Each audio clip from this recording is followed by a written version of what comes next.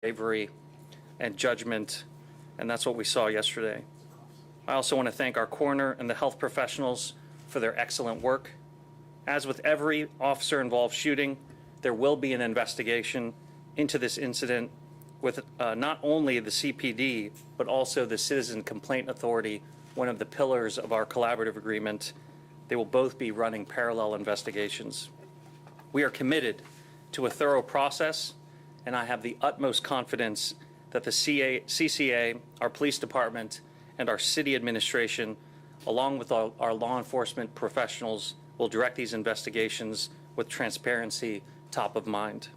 Thank you, and I'll now invite City Manager Long to speak. Good afternoon. I want to begin by extending my gratitude to CPD for keeping the many residents and visitors safe who were near this crime scene.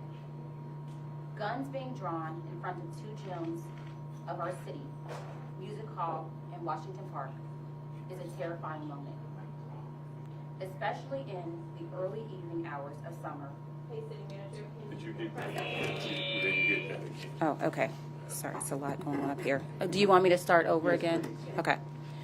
Good afternoon. I want to begin by extending my gratitude to CPD for keeping the many residents and visitors safe who were near this crime scene. Guns being drawn in front of two gyms of our city, Music Hall and Washington Park, is a terrifying moment, especially in the early evening hours of summer, when there are kids playing and park goers enjoying the weather, and visitors attending concerts at Music Hall and Memorial Hall. I'm very grateful, and I thank God that no bystanders were injured or otherwise caught up in this incident. And I want to commend our officers and Chief Thigi for containing the situation. And of course, I'm immensely thankful that there were no CPD injuries as well. Whenever there is an officer-involved shooting, our first reaction must always be a close and thorough review of the entire incident.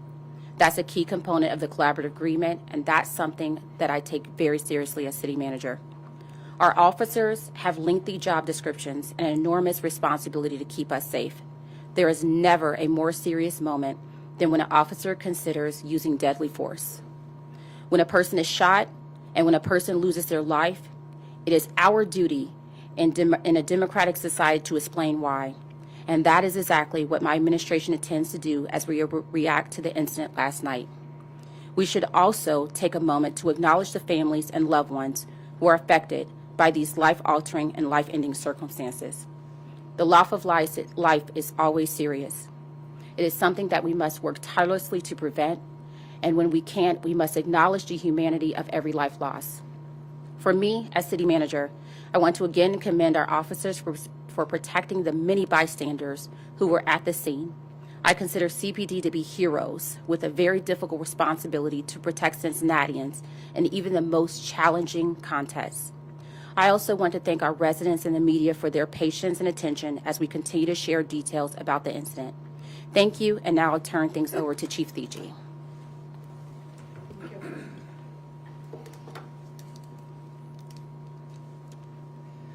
Good afternoon, everybody. Thank you very much for being here, taking the time to cover this incident for us. Before I get started into the facts of the incident, I want to take a moment to recognize the heroic efforts of the officers, every one of them on the scene last night, to the investigators that spent hours through the middle of the night investigating this. Kudos to each and every one of them for showing up every day for this city. To the family of the victim from yesterday's incident, we'll be releasing his name in a moment, my condolences to the family. They did lose a loved one, and I feel for them for that. I did have a moment to speak with them this morning and recap some of the facts with them and show them the video so they are aware that we're proceeding today. So on June 27th, 2024, at approximately 1843 hours, a 911 caller reported a female had been stabbed multiple times by a male suspect in the 3300 block of Parkcrest Lane. That is on the west side of our city. Officers broadcast a detailed description of the suspect and the vehicle, which was last seen fleeing towards Glenway Avenue. The vehicle description was a Toyota Camry, blue in color, with Ohio license plate. This is the aerial shot of Parkcrest Lane, and we have the 911 call here for you. Hello? Cincinnati 911, what is the address of your emergency? 3366 Parkcrest Lane.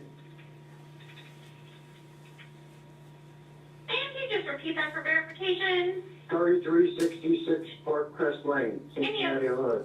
Thank you. Any apartment number? It's a house on the corner, and this lady needs help right now. She jumped out of her car. A fella jumped out after her. He came into my garage as I was pulling my bike out. He stabbed her about 10 times, and she's dying right now in my garage. Okay, stand on line. I'm getting this in. All right, and I would be remiss if I didn't also acknowledge the unbelievable work by our call takers and dispatchers during this, because you'll see this was a very large-scale incident by the time it came to conclusion. So at approximately 19:03 hours, so 20 minutes later, District 3 officers located the suspect vehicle in the area of Warsaw and Enright in the Price Hill community. The officer observed the suspect covered in blood. He initiated a traffic stop, and the vehicle refused to stop. 2 minutes later, at approximately 19:05 hours, a traffic pursuit ensued. Several times during the traffic stop, the suspect pointed a handgun at our officers. The suspect led the officers inbound on Warsaw Avenue, and at approximately 19:12 hours, he stopped his vehicle at Elm and West 12th Street. You can see here, I'll point out, Washington Park. It was a beautiful night out last night. Plenty of people in attendance at the park. We had Memorial Hall, Music Hall, we had the opera. So this happened at approximately 19:15. The opera was scheduled to start at 19:30. So we had a lot of patrons arriving. I'm going to play a video here for you from one of our city cameras. You'll see this blue Toyota Camry stop in the middle of the intersection. Our suspect gets out of the car, and he has a firearm in his hand as he starts to walk northbound on Elm Street.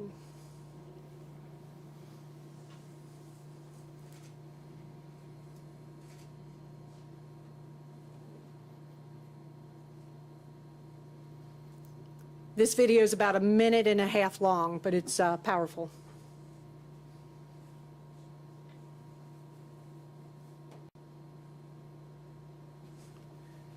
You can see him here, walking northbound. Some of the foliage on the tree is going to block some of the video for just a moment. There is no audio on these cameras.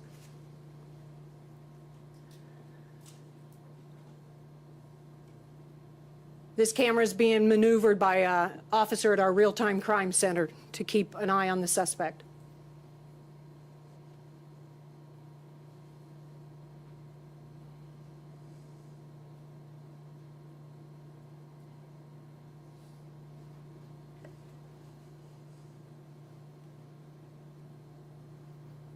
Right there, approaching Memorial Hall.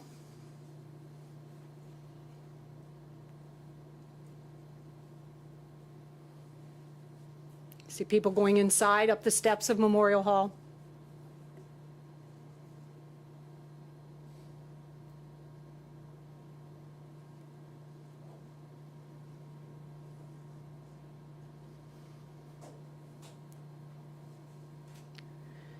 You see the officers displaying their patience and their tactical mindset. They're keeping a distance, being fully aware of what is going on around them.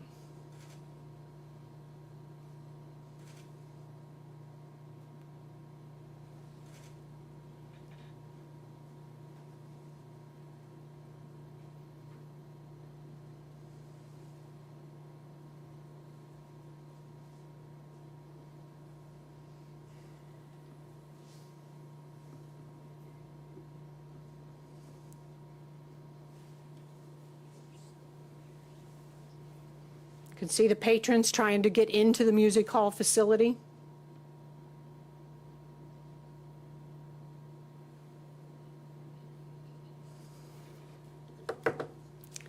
Okay. The suspect, we now know, is Mr. Juan, Juan, Mack, M-A-C-K. He's a black male, 48 years old. He exited the vehicle holding his firearm, walked north on Elm. Officers followed. What you couldn't see on there, couldn't hear, I should say, is they were constantly giving him commands. Stop, drop the gun, stop. He didn't comply with any of those commands. Considerable amount of foot traffic as he approached Music Hall. Officers cleared the nearby parking lot and the area in front of Music Hall. So as additional officers were responding, they were able to shut down the vehicular traffic to the north and the south of Music Hall to alleviate any potential danger to citizens. He stopped at Music Hall on Elm Street, stood at the corner, holding the firearm in his right hand, and officers continued to tell him to drop the gun. Go ahead, Steve. Can't get a good shot. All right. Oh, what the hell? 40 millimeter, 40 millimeter! I got body full body. Units on the west, drop down. Drop the gun! Drop the gun! 40 millimeter, 40 millimeter!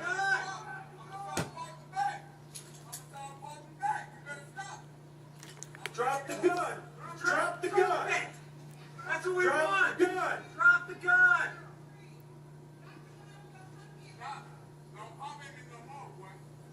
Drop the gun! Drop it no more! Drop it no more! You better not. I'm telling you. You good now? Stop. Don't do it no more. You better not do it no more. Drop it, man. We ain't gonna do it no more. Just drop the gun. Come on, man. Be smart. Be smart. Don't bother me no more. I'm gonna lay it down. Lay it down. Lay it down. Lay it down. I see that hurt. Just lay it down, man. Lay it down. Just lay it down. Put it down. Stop. Stop. Stop. Put the gun down. Stop. I'm gonna pop back. I'm gonna pop back. I'm gonna pop back. I'm gonna pop back. Y'all better not. Y'all better not. I'm gonna pop back. Drop the gun. Stop. Boy, I'm running.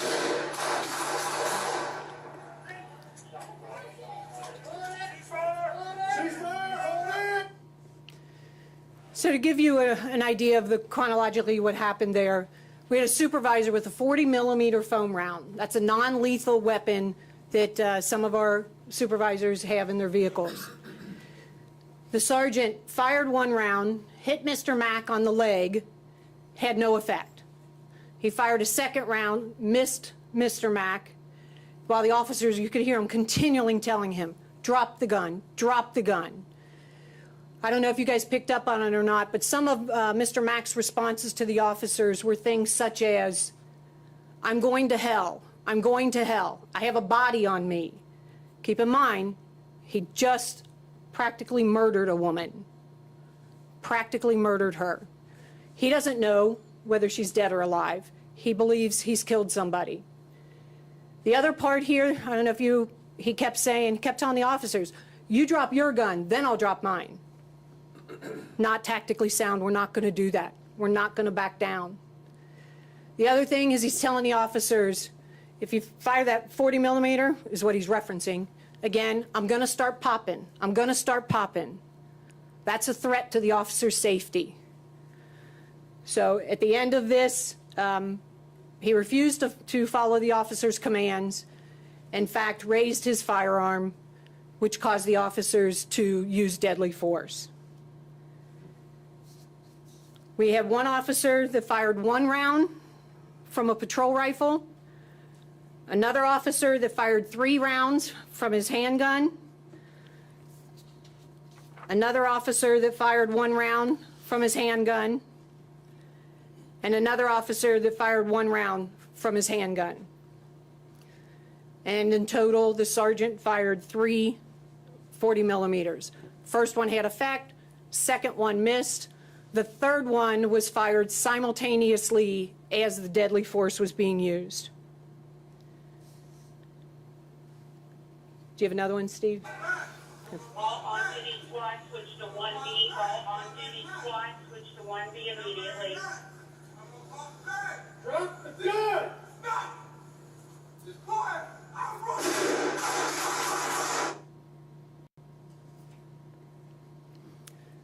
This is a video from outside Music Hall.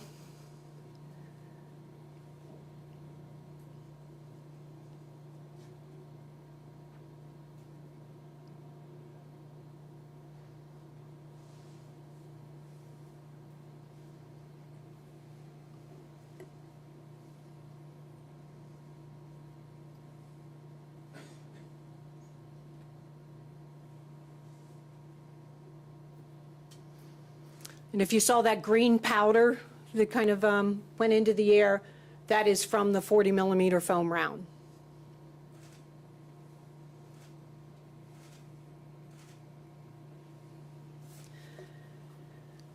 The Cincinnati officers called for the Cincinnati Fire Department to respond to the scene.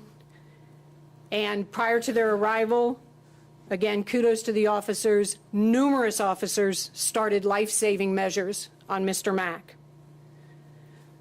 Mr. Mack's weapon was a Ruger 40 caliber, loaded with 14 rounds, 13 in the magazine and 1 in the chamber. This is Mr. Mack.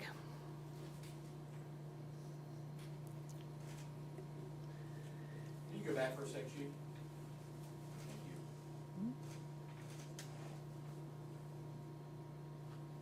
you. Okay. Something that's going to be a little different for you guys here today.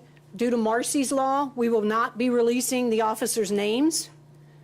We will call them Officer 1, 2, 3, 4, and the sergeant. Officer 1 joined the police department November 17. His normal duty is he's assigned to the District 4 Violent Crime Squad. He was working some police visibility overtime last night when this incident occurred. Officer number 2, recent member of our department, is assigned to District 1. That's his normal tour of duty. Officer 3, 2016, also assigned to District 1. And then Officer number 4, 2016, and is currently assigned to our traffic unit. Part of this pursuit went right past our traffic section's office space up on Warsaw, and that's when this officer got involved. Went right past his office space. Couple things again before we take questions. Again, my condolences to the family. I can only imagine the heartbreak of losing a family member. Could be to anybody, no matter what the circumstances. But again, I want to praise our officers' heroic efforts. This had all the makings of a catastrophic incident. You saw the number of people that were out and about, and that was just what was in camera's view. There were many, many more people outside of the view. So the tactics, when I watch these videos, I not only look for, the officers' actions, I look at tactics, sound tactics on this, sound tactics. And again, kudos to our training staff. Cincinnati has the best trained officers in this country, and I think this demonstrates it. So kudos to our training staff for making them so tactically sound. All right, now I'll take questions. Chief, how is the woman doing? Is she still in critical condition? She is still in critical condition. The homicide investigators were able to interview her earlier today. When they were moving, the man was moving and there were people up there. We didn't have any sound on any of the those overshots from the other security cameras. Was there any notice to the public? What were they telling them, or could they communicate with the public in that situation? Yeah, I don't know if you saw in the one video that an officer was waving their hands, like, get back, get back. The music hall staff, I believe they saw what was approaching and were helping us with moving the crowd out of harm's way. But in listening to the officers' interviews last night, they were shouting commands the whole time. Part of that shouting of commands is not just to get Mr. Mack's attention, but it's also to let everybody in the close proximity know something is going on here. Be aware. Hey, Chief, not to be critical in any way, Monday But- morning quarterbacking. But Was there thought to trying to pit maneuver or stop this guy before he got in front of Music Hall and or firing the non-lethal rounds before he got in front of Music Hall when he got out of his car? Yeah. Or was it just not logistically possible? Yeah, so a couple things on that. One is we do not train on pit maneuvers. That's just not something that's good for us in this city. We do use stop sticks. Part of the investigation is still ongoing. Obviously, I know there was an officer who attempted stop sticks. We're still looking at, is that why the vehicle stopped at 12th and Elm? Did the stop sticks work? And the tires caused it to become disabled. So we're still looking into all of that. But yeah, the officers use whatever tools they have available to them at that moment. It also seemed that when I listened to the police scanner traffic, that officers were having, I don't know if trouble is the right word, but they were attempting very hard to get non-lethal forms of ordnance as soon as possible. It sounded like they might have been having some trouble getting it there. Apparently, they got it there.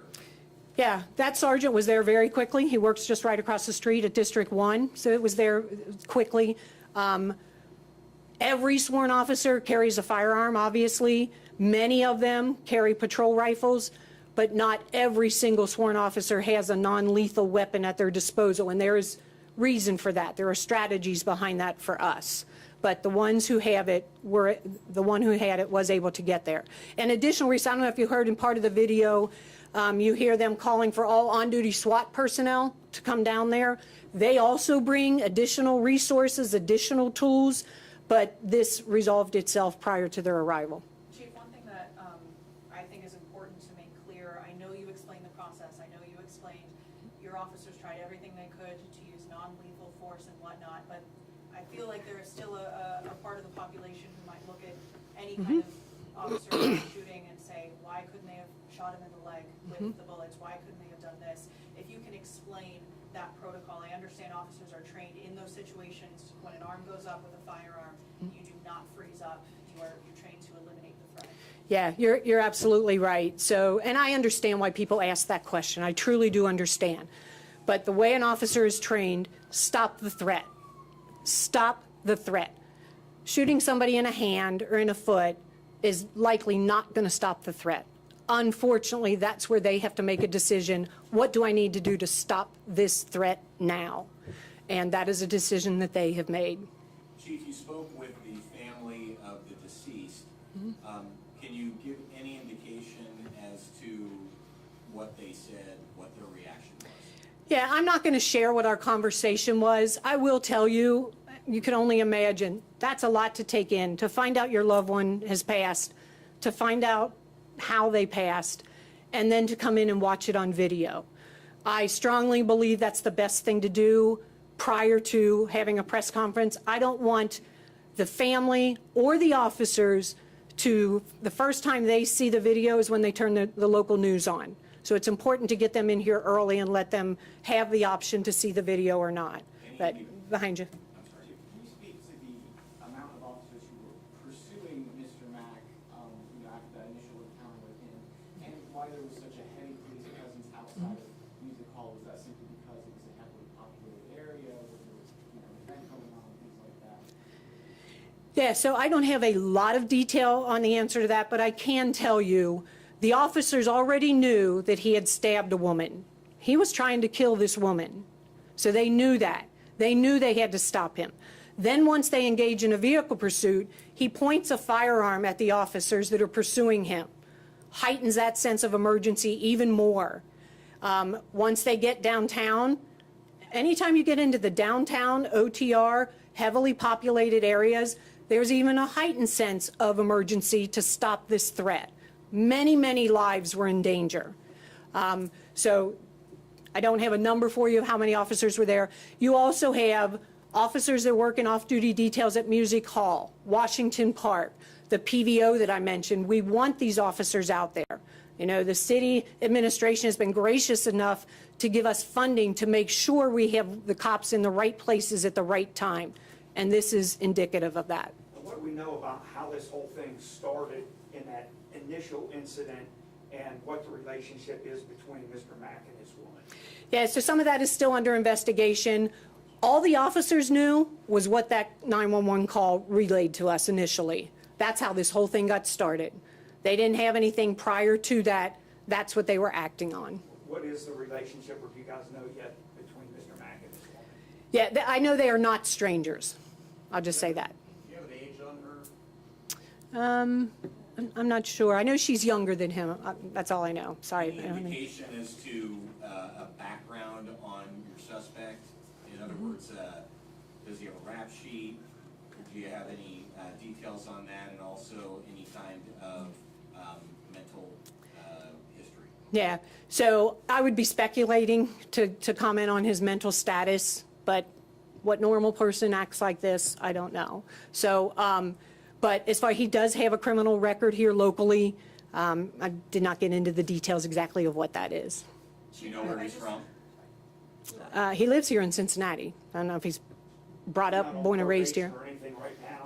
I don't have the answer to that. I just wanted to go back to the police presence. Obviously, we saw so many units out there yesterday.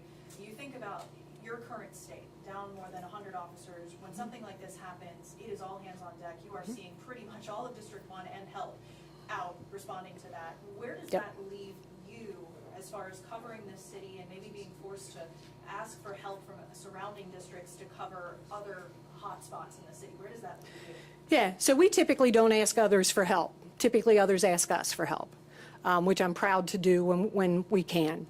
But you're right, there were a lot of cops there because this started on the west side of Cincinnati, traveled through District 3, ended in District 1. So you have many different districts involved.